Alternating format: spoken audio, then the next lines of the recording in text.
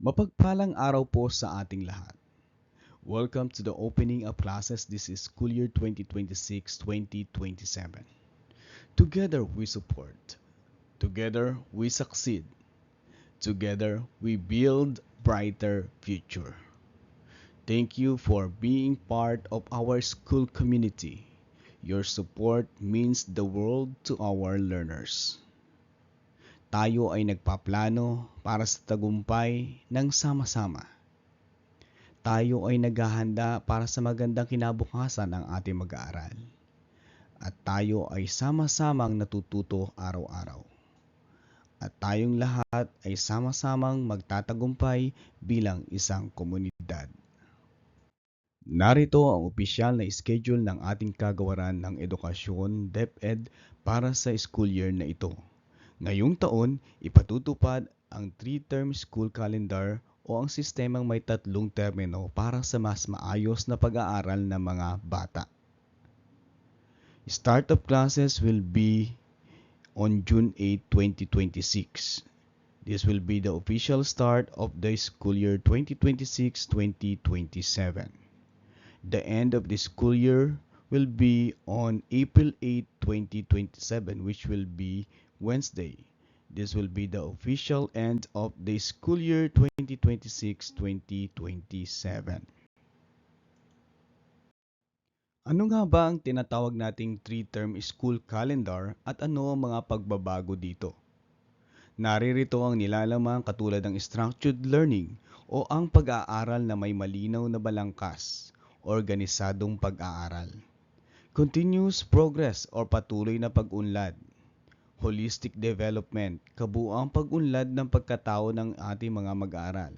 Siyentipiko, pisikal at emosyonal. Stronger partnership, mas matatag na pagsasama at pagtutulungan ng mga guro, mga magulang, mga mag-aaral at ng komunidad. Preparing for the future, paghahanda para sa kinabukasan. Basic structure of the school year.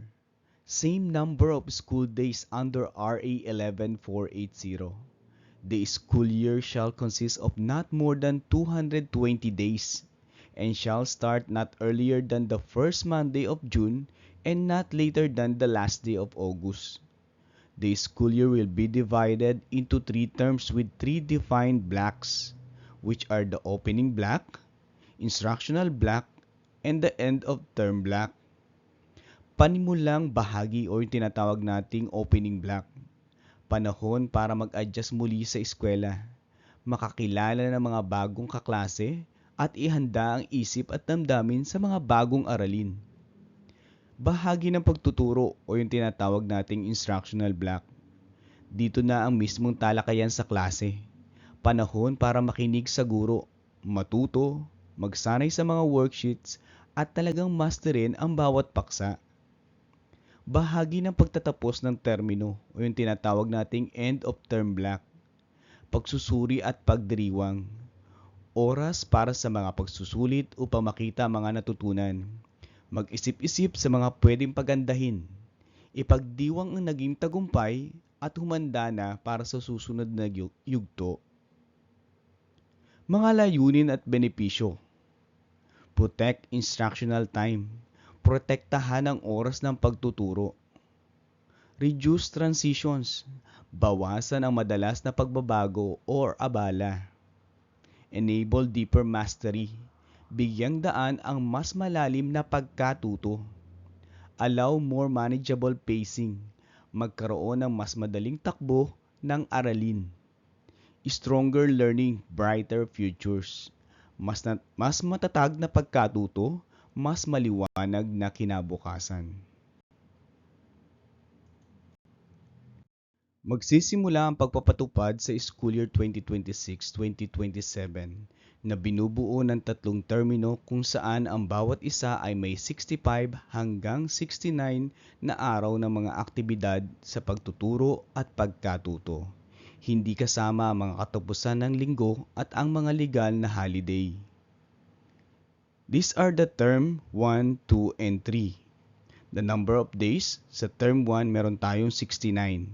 Magsisimula ito June 8, 2026. Ang opening block, June 8 to 11, 4 days. Instructional block, June 15 to September 1, 59 class days. The end of term block, September 2 to 15, 10 class days. The end of term will be on September 15, 2026. Sa term 2, meron tayong 65 days. Start of term, September 16, 2026. Wala tayong opening block dito sa term 2. Instructional block, September 16 to December 4, 2026. 56 class days. End of term block, December 7 to 18, 2026, which is 9 class days. The end of term will be on December 18, 2026. Sa term 3, meron tayong 67 class days. Ang start of term, January 4, 2027. Wala rin tayong opening block dito. Instructional block, January 4 to March 23, 2027. 57 class days. End of term block, March 24 to April 8, 2027. 10 class days. End of term, April 8, 2027, which is ang ating end of school year break will be April 9 to May 9, 2027. Mga haligi at layunin. Engage learning. Nakatutok at produktibong oras sa pagtuturo para sa mas malalim na pag-unawa. Well-structured, 3 termino na may malinaw na bahagi upang matiyak ang balanse at kahusayan. Effective planning, malinaw na takdang panahon para sa maayos na pagpapatupad at matagumpay na resulta. Student success, mas maraming natututunan, mas kaunting abala, mas maliwanag na kinabukasan para sa lahat. Ang opisyal na panimulang bahagi o tinatawag nating opening block na ginagawa lamang sa simula ng unang termino or term 1 bawat taong panuruan ay nakalaan para sa mga aktibidad sa pagbubukas ng klase. Kabilang dito ang pagtiyak sa kahandaan ng mga mag-aaral, pagkuha ng baseline data, pagsasagawa ng oryentasyon para sa mga mag-aaral at mga magulang, at ang obligadong paunang pagsusuri sa kalusugan ng mga bata o yung tinatawag nating BMI or Body Mass Index. Mayroong 5 focus ang panimulang bahagi. Una, structured learner readiness o yung tinatawag nating kahandaan na mag-aaral. Pagtulong sa mga mag-aaral na maayos na makalipat sa bagong school year at paghubog ng positibong pananaw sa pag-aaral. Pangalawa, baseline. Paunang pagsusuri sa kakayahan. Pagtatasa sa panimulang antas ng kaalaman ng mga mag-aaral upang maging gabay sa personalized na pagtuturo at pag-unlad. Learners and Parents Orientations. Pagbabahagi ng mga mahalagang impormasyon, inaasahan, at mga kagamitan upang mapatibay ang ugnayan ng tahanan at paaralan. Initial Health Assessment o yung paunang pagsusuri sa kalusugan. Pag-check sa kalusugan ng mga mag-aaral upang masiguro ang kanilang maayos na pangangatawan at kahandaang matuto. Health Screening of Learners. Pagtitiyak ng isang ligtas at malusog na kapaligiran sa pag-aaral sa pamamagitan ng mga kinakailangang pagsusuring medikal. Ang matatag na panimula ay nagbubunga ng isang matagumpay na taon ng pag-aaral. Dumako naman tayo sa tinatawag na instructional time. Ang bahagi ng pagtuturo o yung tinatawag nating instructional block ay nakalaan para sa mga aktibidad sa pagtuturo at pagkatuto na umaayon sa mga itinakdang kasanayan sa pagkatuto o yung tinatawag nating learning competencies. Ang katangian ng bahagi ng pagtuturo under the instructional block. First, dedicated to teaching and learning, nakalaan para sa pagtuturo at pagkatuto. Nakatutok na oras para sa dekalidad na pagtuturo at makabuluhang karanasan sa pag-aaral. Aligned with prescribed learning competencies. Ito ay naaayon sa itinakdang kasanayan. Tinitiyak na ang mga aralin at aktibidad ay sumusunod sa mga pamantayan upang matulungan ang mga mag-aaral na maabot ang kanilang mga mithiin. Structured and protected for effective delivery. Sistematiko at protektado para sa epektibong pagtuturo. Ang mga planadong schedule at patakaran ay pananggalang laban sa mga abala at mga gawaing walang kinalaman sa pagtuturo. Maximizes uninterrupted instructional time or pinapalawak ang oras na pagtuturo ng walang abala. Binabawasan ang mga pagkaantala upang matiyak na ang bawat minuto ay nagagamit sa mahalagang bahagi ng pag-aaral. Ang bawat termino ay magtatapos sa 1-2 linggong bahagi ng pagtatapos ng termino na magsisilbing protektadong oras para sa mga co-curricular, pamamahagi ng report card, inset para sa mga guro, pag-schedule ng aral, at mga wellness breaks.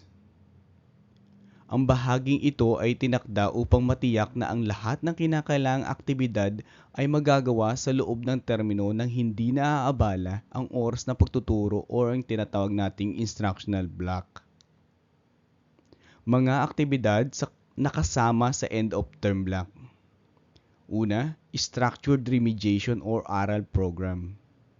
Nakalaang suporta para matulungan ang mga mag-aaral na makahabol, makabuo ng mga kasanayan at mapabuti ang kanilang grado. Kasama rin dito ang computation of grades and accomplishments of school forms. Tinitiyak ang tumpak na pagtatala ng marka ng mga mag-aaral at ang pagkumpleto sa lahat na kinakailangang dokumento ng paaralan. Dito rin ginaganap ang co-curricular and extracurricular activities. Nagbibigay ng mga pagkakataon sa mga mag-aaral na paunlarin ang kanilang mga talento, interes at kasanayan ng pakikipagkapwa. Sa end-of-term block, naririto rin ang distribution of progress or performance reports. Nagpapanatili sa mga magulang at tagapangalaga na alam at kasama sa pag-unlad at ang mga naging tagumpay ng mga mag-aaral. Dito din sa end-of-term block, sinasama ang in-service training for teachers, pagsasanay sa mga guro sa loob ng serbisyo, nagpapatibay sa kaalaman, kasanayan at pamamaraan ng mga guro para sa mas mahusay na pagtuturo at pagkatuto. Wellness break for learners and teachers. Nagtataguyod ng pahinga, kalusugan ng isip, at isang malusog na balanse para sa lahat. Ang maayos at nakaplanong pagtatapos ng termino ay nagtitiyak na ang mga mahalagang gawain ay natatapos ng hindi naaabala ang dekalidad na pagtuturo. Kasama sa 3 terminong kalendaryo ng paaralan ang remediation at aral sa loob ng mga bahagi ng pagtuturo or instructional block at pagtatapos ng termino or end of term block. Sa loob ng bahagi ng pagtuturo, mag-i-schedule ng sistematikong remediation upang matiyak na maaabot ng lahat ng mga mag-aral ang pinakamababang kinakailangang kasanayan sa pagkatuto. Paano isinasagawa ang remediation at aral? Sa loob ng bahagi ng pagtuturo or within the instructional block, meron tayong tinatawag na targeted support based on learners' needs. Nakalaang suporta base sa partikular na pangangailangan ng bawat mag-aaral. Continuous monitoring and improvement. Patuloy na pagsubaybay at pagpapaunlad sa kakayahan ng bata. Striving for mastery of learning competencies. Pagsisikap na lubos sa maunawaan at makabisado ang mga aralin at kasanayan. Sa loob ng bahagi ng pagtatapos ng termino or within the end of term block, remediation and aral activities are provided as part of the protected window to help learners catch up, recover, and prepare for the next term. Ang mga aktibidad ng remediation at aral ay binibigay bilang bahagi ng protektadong oras upang matulungan ang mga mag-aaral na makahabol, makabawi, at handa para sa susunod na termino. Structured remediation or aral program. Organisadong remediation o programang aral. Nakatutok sa pagbawi ng mga araling naiwan. Tinitiyak na walang mag-aaral ang maiiwan. Nagtataguyod ng pantay-pantay at inklusibong edukasyon para sa lahat. School calendar ay naglalaan ng mga protected wellness breaks at malinaw na nagsasaad na ang mga guro ay hindi dapat atasan ng mga gawaing panturo, administratibo or extracurricular na sa panahon ng mga bakasyong ito, maliban na lamang kung may emergencies. Kahulugan ng protected wellness breaks. This is a time to rest and recharge. Supports mental and physical well-being. Improves focus, creativity, and teaching quality. Benefits every learner in the classroom. Teacher wellness is a priority. Better teachers, brighter futures. How about the parent interface o yung ugnayan sa mga mag-aral? Ang mga report card o yung tinatawag nating progress or performance reports ay ipamamahagi na bawat termino sa pamamagitan ng mga parent-teacher conference na itinakda sa loob ng bahagi ng pagtatapos ng termino or end of term block. Ang mga pagpupulong ay gaganapin sa bahagi ng pagtatapos ng termino upang bigyang daan ang mga makabuluhang talakayan at napapanahong pag-uulat. Ano ang mga nilalaman ng progress or performance report? Academic progress, learning growth or yung paglago sa pagkatuto, attendance, behavior o asal at pag-uugali, recommendations, benepisyo para sa lahat. Parents are informed and involved. Ang mga magulang ay laging abisado at kabahagi. Learners receive the support they need. Paano ba bibigyan ng marka ang ating mga anak? Classroom assessment and grading system. Magkakasama nating suriin ang kanilang pag-unlad ngayon para sa mas magandang kinabukasan bukas. Huwag po nating isipin na ang mga pagsusulit at marka ay para lamang manakot o magkumpara ng mga bata. Sa bagong sistemang ito, ang layunin ng pagmamarka ay tulungan silang mapabuti ang kanilang sarili. Assess to improve, not just to grade. Paano natin ito gagawin? Gagabayan natin ang bawat mag-aaral sa pamamagitan ng 5 mahalagang hakbang. Una, patas na pagtasa. Tinitiyak na angkop ang mga pagsusulit sa kakayahan ng bata. Pagsukat sa natutunan. Alamin kung ano talaga ang mga paksang naintindihan nila o hindi. Pagkilala sa kalakasan. Tukuyin kung saang magaling ang bata para lalo pa itong mahasa. Pagtugon sa pangangailangan. Agapan at tulungan sila sa mga paksang nahihirapan sila. Pagtaguyod ng paglago. Siguraduhing may pag-unlad sa kanilang kaalaman at ugali araw-araw. Ang tunay na kahulugan ng pagtatasa o yung tinatawag nating assessment. Ang pagtatasa ay hindi lang basta pagbibigay ng marka. Ito ay tungkol sa pag-unlad ng bata. Upang masiguradong natututo ang ating mga anak, hindi lang tayo basta nagpapasulit sa dulo ng taon. May 5 paraan kung paano nating sinusubaybayan ang kanilang pag-aaral. Una, paunang pagsuri o yung tinatawag nating diagnostics. Bago pa magsimula ang mga bagong aralin, inaalam muna natin kung ano ang kanilang nalalaman sa paksa na ituturo sa araw na iyon. Para itong check-up para malaman ng guro kung saan magsisimula.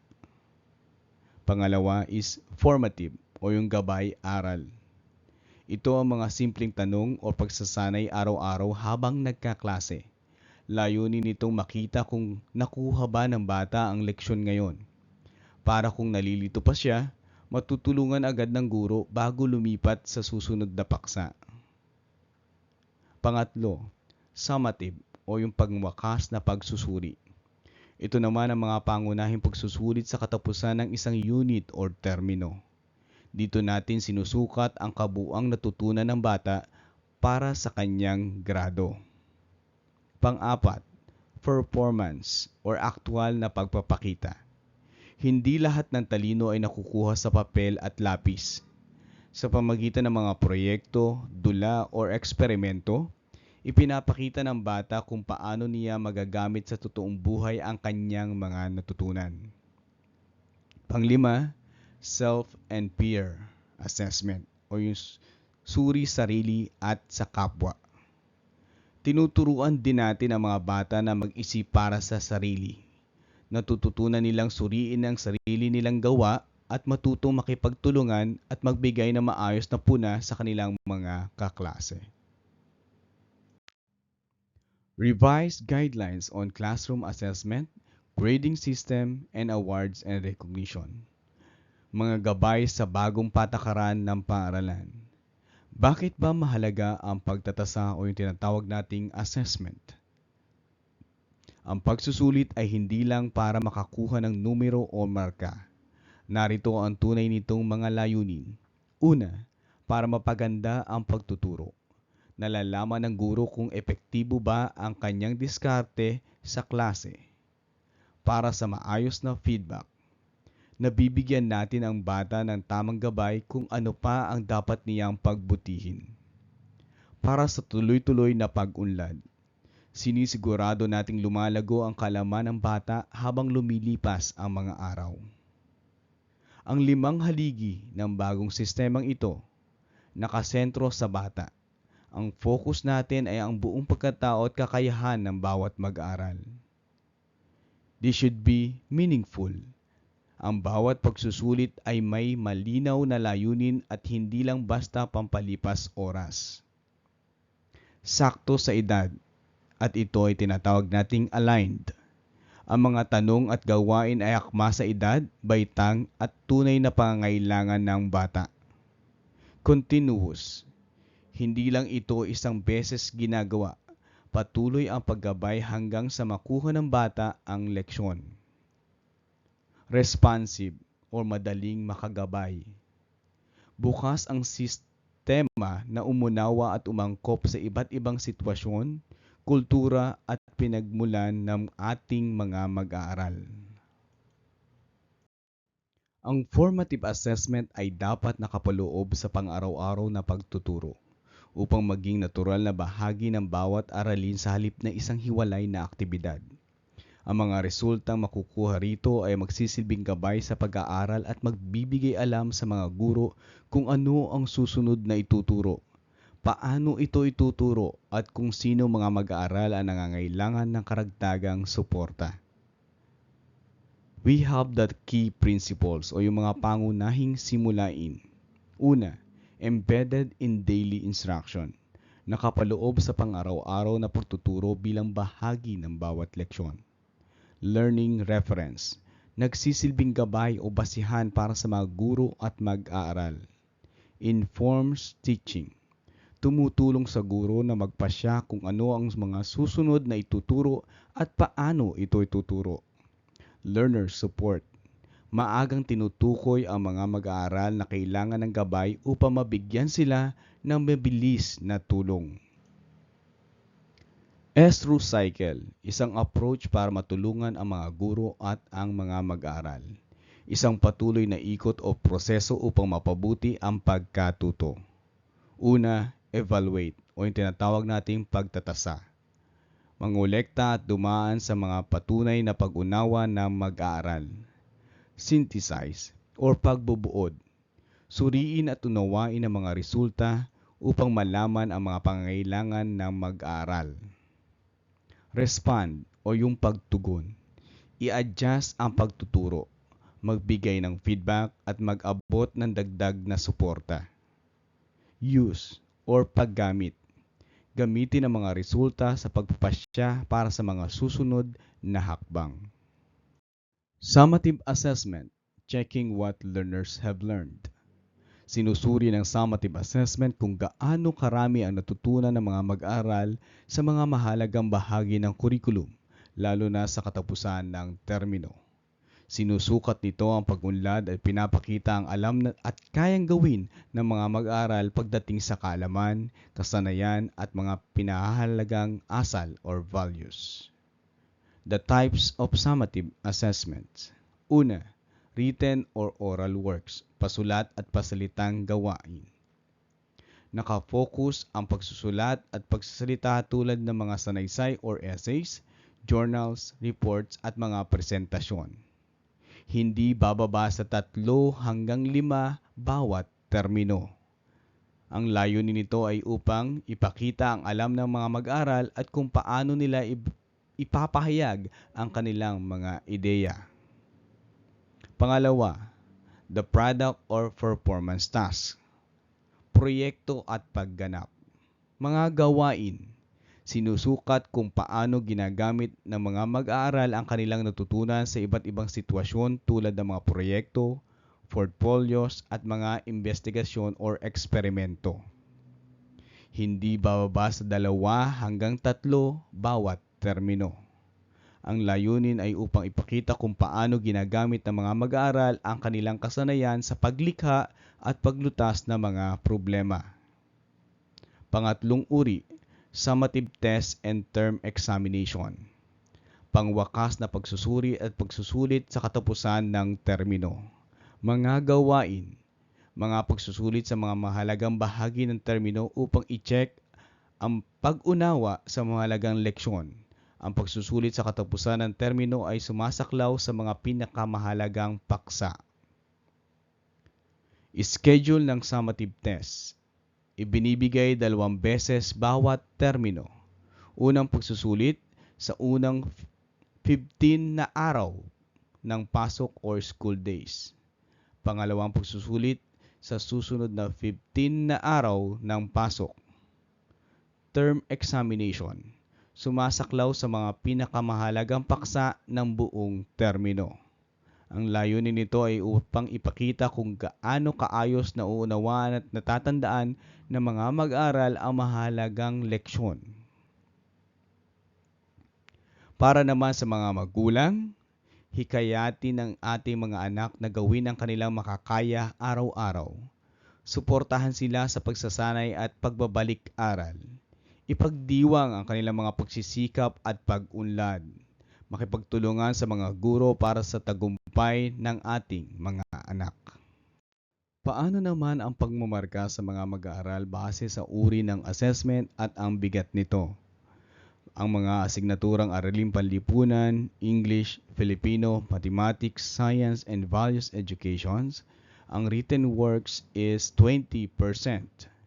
Performance task is 50%. Summative test and term examination is 30%. Para naman sa Technology and Livelihood Education or TLE at kasama ang Music, Arts, Physical Education and Health or MAPE, ang written works is 20%, performance task is 60%, and summative test and term examination is 20%, a total of 100%. Each component plays an important role in measuring knowledge, skills, and values. Ang mga marka para sa Key Stage 2 hanggang Key Stage 4 ay mananatiling numero. Tayo po ay nasa Key Stage 3, Grade 7 to Grade 10. Ang mga ito ay kinukwenta mula sa mga pangwakas na pagtatasa or summative assessment. Isang pinagong transmutation table ang gagamitin para sa taong panuruang 2026-2027. Ito ay magsisilbing taon ng transisyon patungo sa zero-based grading system na ipatutupad sa susunod na taong panuruan. Ibig sabihin, sa taong panuruang ito, 2026-2027, ang gagamitin natin ay ang bagong transmutation table for the final grade. At sa mga susunod na taong panuruan, ay zero-based grading system na po tayo. Assessment is based on summative assessments across learning areas. Each assessment has a specific weight per learning area. The final grades are computed using the assigned weights. School year 2026-2027 uses an adjusted transmutation table as we move toward the zero-based grading system. This is the new transmutation table. Kabilang dito ang initial grade at ang transmuted grade. Halimbawa, noong unang transmutation table natin, 84 ang initial grade ng bata, na ang katumbas sa transmuted grade, which is the final grade, is 90, which he or she will become an honor student. At this time, if the student receive an initial grade of 84, the final and transmuted grade equivalent is 86. The use of descriptors in the grading system. Numerical grades plus descriptors will result to clarity, growth, and success. Numerical grades will not stand alone anymore, as qualitative descriptors will also be used alongside numerical grades for key stages 2, 3, and 4. This is to bring clarity to a learner's level of mastery and inform instructional decision, and if learner support is needed. For example, the numerical grade is 0 to 64. The descriptor is emerging. For the numerical grade 65 to 74, it is developing or napaunlad. 75 to 79, connecting or natutungo. A grade of 80 to 89, benchmarking or napapamalas. 90 to 100, advancing, namumukod tangi. Katapat nito ang mga general descriptions at ang mga instructional response na pwedeng ibigay upang magpatuloy na pag-unlad ay makuha ng bata, upang sila ay magabayan sa kung ano pang kinakailangan nilang mga activities at mga gawain upang mapagbuti ang kanilang grado at ang tuloy-tuloy na pagkatuto ay makamit. We use both numbers and words to see the whole picture of learning. Ang mga mag-aaral ay dapat makatanggap ng napapanahong intervention and remediation at hindi na maghihintay pa sa katapusan ng taong panuruan para maganap ang remediation. Meron tayong 4 na hakbang sa pagpasa at intervention. Una, timely intervention. Support is given as soon as learning needs are identified, not at the end of the school year. Ibinibigay ang suporta sa sandaling matukoy ang mga pangangailangan sa pag-aaral, hindi sa katapusan ng taong panuruan. Pangalawa, remediation or dagdag na pagtuturo. Extra help and targeted support are provided to help learners catch up and improve. Nagbibigay ng karagdagang tulong at nakatutok na suporta upang matulungan ang mga mag-aaral na makahabol at mapabuti ang kanilang sarili. Pangatlo, remedial classes. Remedial classes will be conducted if a learner fails to pass in at most 2 learning areas. Magsasagawa ng mga remedial classes kung ang isang mag-aaral ay hindi makapasa sa hindi higit sa 2 asignatura. Pang-apat, promotion requirement or yung pamantayan para makapasa o ma-promote. Learners should garner a grade of 75 in the remedial class to be promoted. Ang mga mag-aaral ay dapat makakuha ng markang 75 sa remedial class upang maipasa o ma-promote sa susunod na antas. The grade validation, ensuring consistency, upholding integrity. Pagpapatunay ng marka, pagtitiyak ng pagkapare-pareho, pagtataguyod ng integridad. Ang mga marka ay isusumite sa pamamagitan ng mga opisyal na channel ng DepEd tulad ng mga forms at mga kasalukuyang digital systems. Ang mga talaan nito ay itatabi rin sakali magkaroon ng pangangailangan para sa pagpapatunay, pagsusuri at pag-o-audit. Inaasahan na ang mga pinuno ng paaralan or school heads ay magsasagawa ng regular na pagpapatunay ng mga marka upang matiyak ang pagkakapareho, kawastuhan at ang integridad nito. Meron tayong 5 hakbang sa pagpapatunay ng marka. Submission or pagsusumite. Ang mga marka ay isusumite gamit ang mga opisyal na DepEd channels gaya ng mga nakalaang forms at digital systems. Pangalawa, record keeping.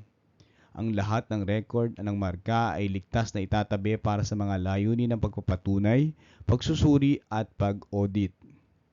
Ang purpose. Ang pagtatabi ng record ay ginagawa sakali magkaroon ng pangailangan para sa pagpapatunay, muling pagsusuri at ang pag-o-audit. Regular validation. Inaasahan ng mga pinuno ng paaralan or school head na magsagawa ng regular na pagpapatunay sa mga marka.